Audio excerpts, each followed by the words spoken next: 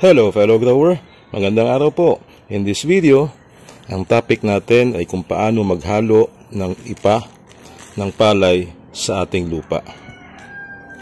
Ang ipa ng palay, ang karaniwang makikita natin ay nihahalo sa lupa na ating pagtataniman, especially potted plants. Ano po? Dahil mura lang siya, ay siya yung karaniwang ginagamit na pampabuwaghag ng ating lupa or ating tinatawag na potting mix. Maraming mabibili nito sa mga garden centers, yung mga nursery centers natin, ng mga halaman. Makakabili ka ng meron ng halo na lupa at ipa ng palay. Pero in this video, i-share ko sa inyo kung paano ako maghalo naman ito sa aking lupa. Ito naman yung bunto ng aking lupa na pinaggamitan. So, napagtaniman na to. Dati siyang may mga ipa ng palay. Yung kasing ipa ng palay, after some time ay nako-compose din siya, nabubulok. So, pagka nabulok na yung ipa ng palay, magiging pino na siya. Ang mangyayari ay magiging compact na yung ating lupa. So, kailangan na naman siya uling haluan ng pampabuwaghag, gaya ng ipa ng palay. So, sinamba ko yan dyan, pinagsama-sama ko na.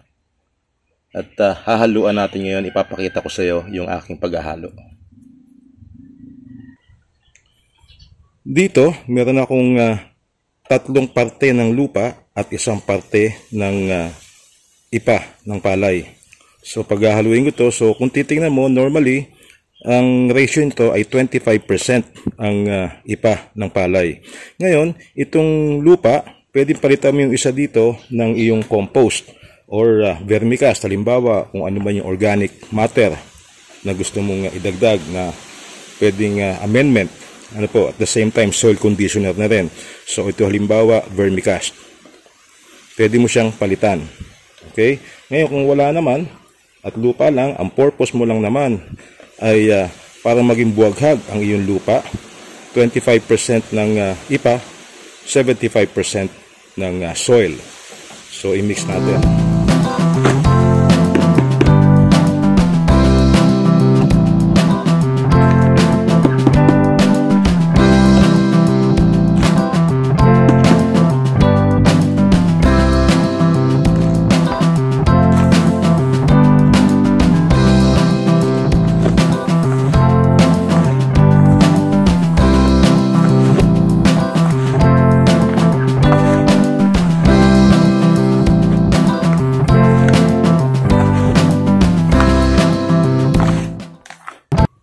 Ngayon, buwaghag na yung iyong lupa. Yan. Please take note na walang exact science at walang hard and fast rule kung gaano karami dapat ang ihalo natin na ipa ng palay sa lupa na pagtataniman. Ang basehan lagi dyan ay kung ano sa tingin mo yung pupwede sa iyong halaman. Iba-iba rin kasi ang ratio na kailangan ng halaman. Itong potting mix na ito ay bagay na ito sa mga kamatis, sili, ano po, yung ating mga gulay na itinatanim sa container. Yung mga medium size lang. Ngayon, pagka ang itatanim mo, halimbawa sa container ay yung mga halaman na malalaki ang ugat. Halimbawa po ay yung mga fruiting trees, ano po. Example, halimbawa ng halaman na malalaki ang ugat at hindi pwede yung masyadong buwaghag ang lupa ay itong rubber plant. Pagka kasi masyadong buwaghag ang lupa nito, napasobra ang paghahalo natin ng ipa ng palay, ay magiging mabuway ang tayo nito. So, kailangan ito, yung mga ugat niya ay nakakapit ng gusto sa lupa. At mangyayari lang yun kung iyong lupang pagtataniman mo ay medyo solid, firm, hindi sobrang buwaghag. Kung ang itatanim mo naman halimbawa ay kagaya nito, sili, kamatis, talong at ibang mga halaman pa na ang ugat ay hindi masyado malalaki at medyo pino, mas maganda na medyo buwaghag yung ating lupang pagtataniman para maagala ng gusto yung kanyang mga ugat. Ito yung example ng potting mix na nasobrahan ng ipa ng palay. gumagalaw-galaw siya, hindi matatag ang pagkakakapit ng mga ugat dito sa kanyang potting mix. Kasi nga siya ay sobrang buwaghag. Nasobrahan siya ng ipa ng palay. Pag nakatanim sa mga pet bottle, mas maganda na buwaghag din ang lupa na gagamitin para madaling umilalim, makakalat yung ugat ng ating itatanim. So yan po bagay do sa mga halimbawa pechay, mustasa. Dapat ang lupa nila ay buwaghag. Kung buwaghag masyado ang lupa nito ay magiging mabuhay siya dahil ito ay top heavy.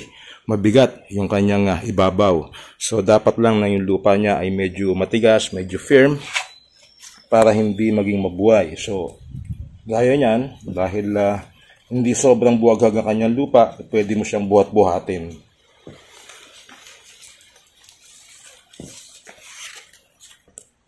Isa din sa example na dapat medyo firm or medyo mas matigas ang lupa ay pag may tanim kang pandan. Yung pandan kasi ay top heavy din. Pag sobrang buwaghag ang lupa ay mabilis siyang tutumba. Kaya kailangan ay medyo matigas ang lupa, firm, para makakapit ng gusto yung kanyang mga ugat. So yung dami ng iyong ihahalo na ipa ng palay sa iyong potting mix ay depende sa halaman na iyong itatanim. Itong ipa ng palay ay meron din siyang water holding capacity. So iimbak din siya ng tubig sa kanyang katawan pagka siya ay nabasa. So ina-absorb niya ang tubig. So nakakatulong din siya para maging moist yung lupa at dahil buwagag nga at the same time ay airy. Please take note lang na itong ipa ng palay habang ito ay nabubulok ay kumakain ng nitrogen. Kagaya din ng ibang bagay na inihahalo natin sa ating lupa na hindi pa fully composted. Kaya naman karaniwan, itong potting mix bukod sa lupa at ipa ng palay, hinahaluan din yan ng soil conditioner, soil amendment kagaya ng vermicast, ng compost, ng pinatoyong dumi ng baka, kalabaw, ano po, yung dumi ng hayop na tuyong-tuyo na. Pwede nating isama rin para maging mas malusog ang ating lupa. Okay, so hanggang dito na lamang. Maraming salamat sa panonood at sana po ay nagkaroon ka ng idea kung paano ang gagawin sa paghahalo ng ipa ng palay sa inyong lupa. Maraming salamat sa panonood at magkita-kita tayo sa susunod pang mga video. Bye-bye!